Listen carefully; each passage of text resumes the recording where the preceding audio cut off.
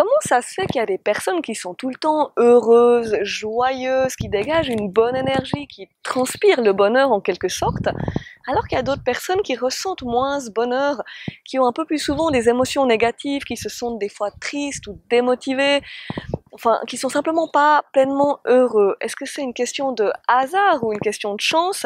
Pas du tout.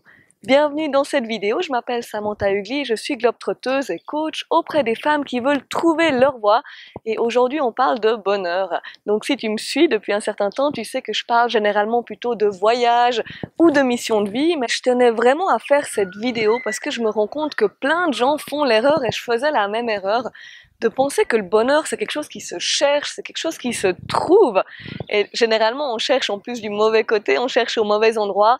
Et on se répète en fait des phrases comme « le jour où j'aurai déménagé, ça ira mieux » ou « le jour où j'aurai une promotion, je me sentirai mieux, j'aurai plus d'argent, je serai plus heureuse » ou « le jour où j'aurai quitté mon job, le jour où je serai en voyage à l'étranger, je me sentirai plus ci ou ça » et c'est pas le cas.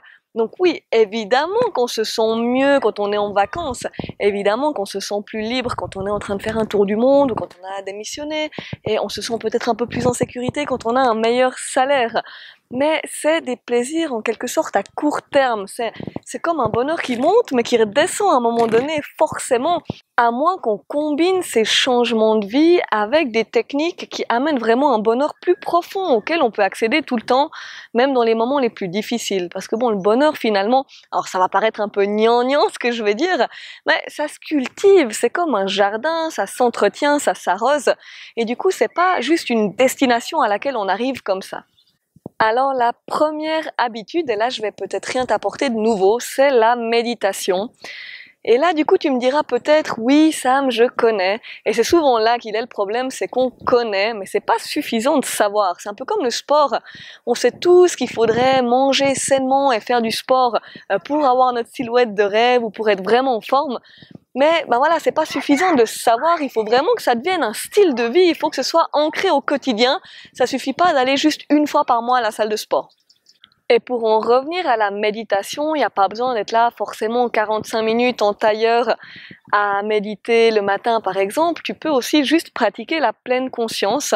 Donc c'est quelque chose qui peut vraiment se faire partout, que ce soit au travail, même sous la douche, en faisant la vaisselle ou en mangeant. Et l'idée c'est vraiment juste de se reconnecter à ses sens, se reconnecter à nos sensations, et être vraiment ancré dans le moment présent, en étant vraiment concentré sur ce qu'on fait, étant par exemple conscient de ce qu'on mange et de ce qu'on est en train de faire au moment présent.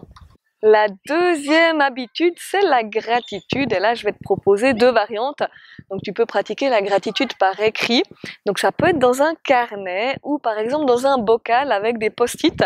Et tous les soirs, avant d'aller dormir ou en rentrant du travail ou autre, tu peux noter 3 choses pour lesquelles tu te sens vraiment reconnaissante ou reconnaissant.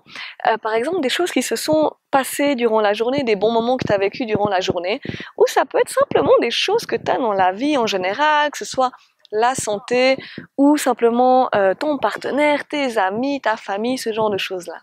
Mais si tu te dis, ouais, mais ça, moi j'ai du mal à ressentir de la gratitude, prends un moment et tu peux fermer les yeux et tu réfléchis à un moment de ta vie où tu as pu par exemple rentrer chez toi après avoir été cloué au lit à l'hôpital, ou bien un moment où tu as guéri de quelque chose, où tu étais malade, où tu as eu vraiment il t'est arrivé un truc et après tu as guéri.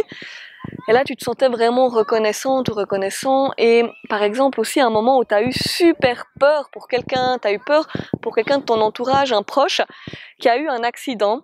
Et plus tard, bah justement, tu as appris que cette personne allait bien. Ce genre de choses-là, ça peut être n'importe quoi, mais vraiment, t'essaies de te remettre dans cet état où tu te sentais vraiment plein de gratitude et essaye vraiment de te souvenir de la chance que t'as.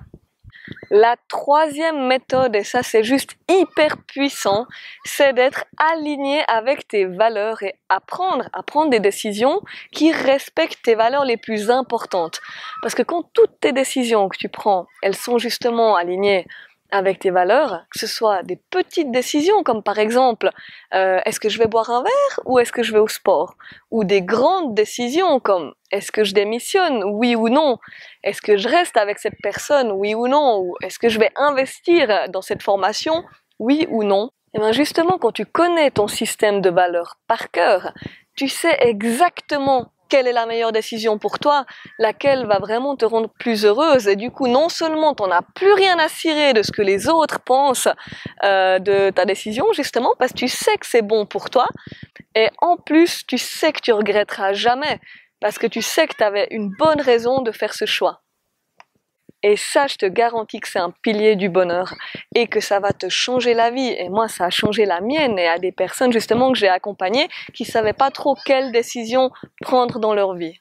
Voilà, alors si c'est quelque chose qui te parle, si tu as envie d'aller plus loin et que tu as envie de comprendre ton fonctionnement et tes valeurs, tu peux me contacter via le sondage juste en dessous dans la description de la vidéo. Tu peux aussi me contacter par email si tu préfères.